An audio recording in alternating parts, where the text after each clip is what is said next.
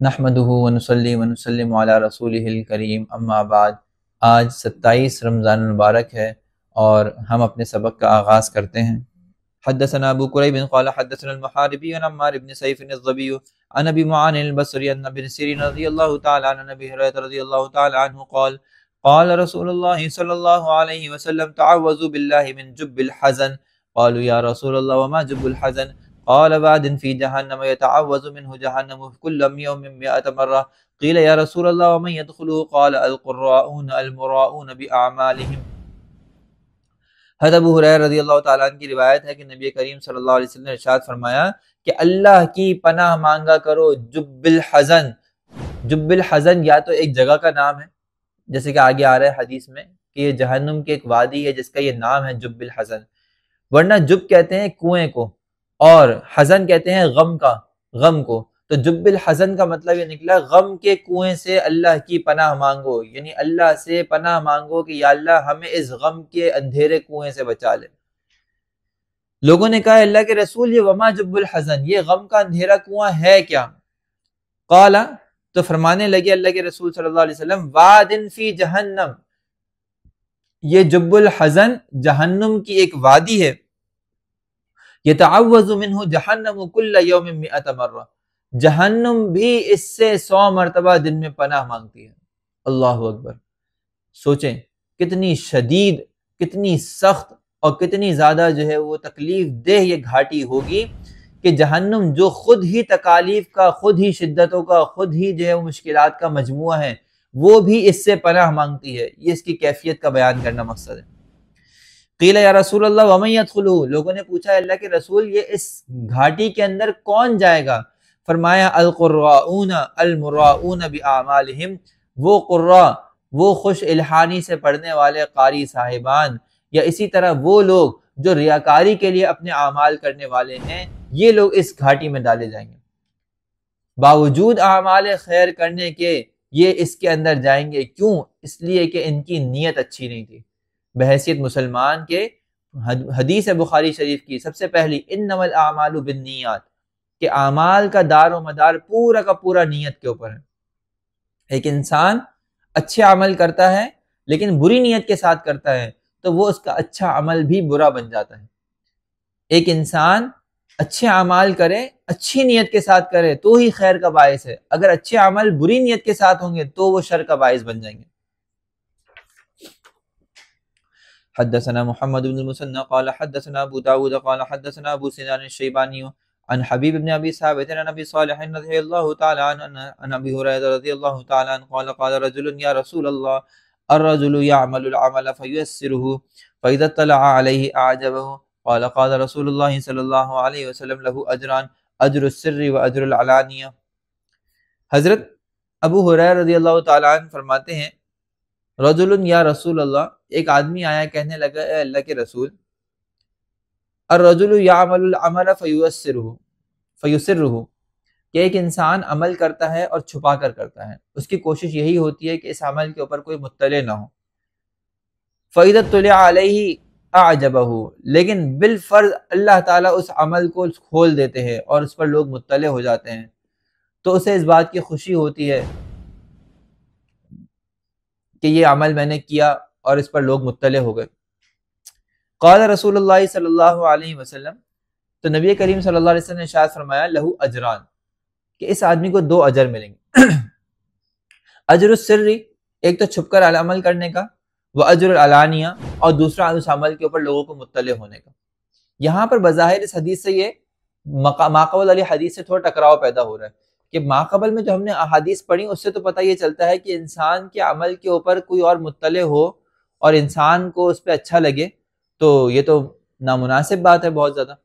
یعنی کوئی انسان کی تعریف کرے اور انسان اس پر خوشی سے جو ہے وہ سینہ چوڑا کر کے بیٹھ جائے، یہ تو انتہائی نامناسب ہے۔ حدیث میں تو اس کے اوپر وعیدیں آئی ہیں اور یہاں پر اس کی خوشی کے اوپر جو ہے فرمایا کہ اس کو 2 اجر ملیں گے۔ تو علماء نے اس سے فرق کیا ہے۔ اگر تو انسان یہ چاہتا تھا کہ میرے اعمال پر لوگ مطلع ہو جائیں پہلے سے، اور اس کا یہ عمل چھپا کر کرنا محض دکھلاوے کے لیے تھا، اصل تو یہی تھا کہ لوگ جو ہے اس پر مطلع ہو جائیں، اس صورت میں تو بہرحال اس پر وعید ہی ہے جو ماقبل میں آئی۔ لیکن اگر انسان نے اپنی عمل کو چھپانے کی پوری کوشش کی، اور وہ یہ نہیں چاہتا تھا کہ لوگ مطلع ہوں اس کے اوپر، اور اس کے بعد اللہ تعالیٰ اس عمل کے اوپر لوگوں کو مطلع کر دیتے ہیں، تو یہ اللہ کی طرف سے گویا کہ ایک انعام ہے، نقد انعام، یعنی اصل تو اس عمل کا بدلہ اس کو آخرت میں ہی ملے گا، لیکن دنیاوی اللہ تعالیٰ نے اس کی عزت اور تنعیم و تکریم پیدا کر دی لوگوں کی نگاہ میں، یہ اس کا نقد انعام ہے ایک طرح سے۔ تو انسان عمل کرتے وقت یہ نہ چاہے کہ لوگ اس پر مطلع ہوں، بلکہ اس کے عمل کرتے وقت نیت یہی ہو کہ کوئی بھی اس پہ مطلع نہ ہو سوائے اللہ کے۔ حدیث میں آتا ہے کہ ایک انسان اپنے دائیں ہاتھ سے ایسے دے کہ بائیں ہاتھ کو ہی پتہ نہ چلے، اور اس کی نیت جو ہے اس سے محض خالص اللہ کی رضا ہو، دنیاوی شہرت ہرگز بھی نہ ہو،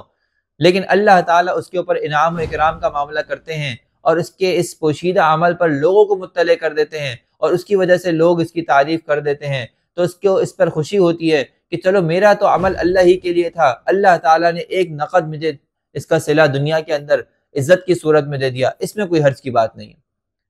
اہل اللہ و بزرگان دین اپنے اعمال کو اللہ کے لیے کرتے ہیں، اور اللہ تعالیٰ اس کے باوجود بھی ان کے عمل کو لوگوں کے سامنے واضح کر دیتے ہیں، لوگ آ کر بتاتے ہیں کہ ہمارے ساتھ خیر کے کام ایسے ایسے کیے۔ کتنے ایسے بزرگ ہیں کہ جب وہ دنیا سے رخصت ہوئے ان کے جنازے میں ہزاروں لوگ روتے ہوئے آ گئے، کوئی کہتا تھا کہ ہمیں آ کے گھر میں ہمارے راشن بھجوا دیا کرتے تھے، کوئی کہتا ہے کہ میری فلاں فلاں موقع پہ اتنی سخت ضرورت تھی، انہوں نے مدد کی، کوئی مدد کرنے والا نہیں تھا، کوئی کہتا ہے کہ فلانے وقت میں بیمار تھا، میرا کوئی سہارا بننے والا نہیں تھا، یہ آ کے میرا سہارا بن گئے تھے۔ حالانکہ ان کے ان اعمال کے اوپر نہ دنیا میں کوئی مطلع تھا، نہ ان کے سامنے کسی نے اس کا اظہار کیا، لیکن اللہ تعالیٰ نے دنیا میں ان کے یہ اعمال کھول دیے، صرف اس لیے کہ تاکہ لوگ ان کو خیر کے کاموں سے اور اچھے عنوان سے یاد رکھیں۔ جیسے کہ حدیث میں بھی آتا ہے کہ اللہ تعالیٰ کے رسول صلی اللہ علیہ وسلم نے ارشاد فرمایا کہ جب انسان مر جاتا ہے تو فرشتے لوگوں کو سنتے ہیں، اگر وہ لوگ اس کے بارے میں خیر کی گواہی دیتے ہیں کہ یہ اچھا آدمی تھا، نیک تھا، تو اس کو خیر والا معاملہ کیا جاتا ہے۔ اگر لوگ اس کے بارے میں شر کی گواہی دیتے ہیں، بڑا بدترین آدمی تھا، فاسق تھا، فاجر تھا، بدکار تھا، تو اللہ کے رسول صلی اللہ علیہ وسلم فرماتے ہیں کہ فرشتے بھی اس کے ساتھ پہ شر والا معاملہ کرتے ہیں۔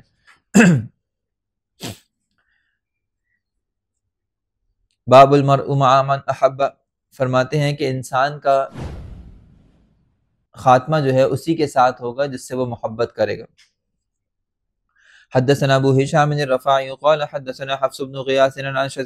عن الحسن عن انس مالك رضي الله تعالى عنه قال قال رسول الله صلى الله عليه وسلم المرء مع من احب وله ما اكتسب، فرمایا اللہ کے رسول صلی اللہ علیہ وسلم نے المرء مع من احب، انسان کا تعلق اسی کے ساتھ ہوگا قیامت میں جس سے وہ محبت رکھتا ہوگا، والمرء له ما اكتسب، اور انسان کو وہی ملے گا جو اس نے کمایا ہوگا، یعنی انسان جو اعمال خیر کر کے جائے گا اللہ تعالیٰ قیامت میں اس کو اجر فرمائیں گے، اس کا ذخیرہ فرمائیں گے، اور اسی طرح انسان جس سے محبت رکھے گا قیامت میں اسی کے ساتھ ہوگا۔ حدیث میں آتا ہے کہ صحابہ کرام رضی اللہ تعالی عنہم اللہ کے رسول صلی اللہ علیہ وسلم کی کسی اور حدیث سے اتنا خوش اور اتنا مسرت نہیں ہوئے، پر مسرت نہیں ہوئے جتنا اس حدیث کو سن کے ہوئے۔ کیوں؟ اس لیے کہ اپنے اعمال کے بارے میں صحابہ کرام رضی اللہ تعالی عنہ ہمیشہ شک میں اور ہمیشہ اس میں مبتلا رہتے تھے کہ پتہ نہیں ہمارے اندر اخلاص ہے یا نہیں، پتہ نہیں ہم نے اللہ کے لیے کیا یا نہیں کیا، لیکن اللہ کے رسول صلی اللہ علیہ وسلم کی محبت میں ان کو کوئی شک نہیں تھا، دل سے اللہ کے رسول کو چاہتے تھے، دل کے صمیم قلب سے اللہ کے رسول سے پیار کرتے تھے، محبت کرتے تھے، جان نچھاور کرتے تھے، جان چھڑکتے تھے۔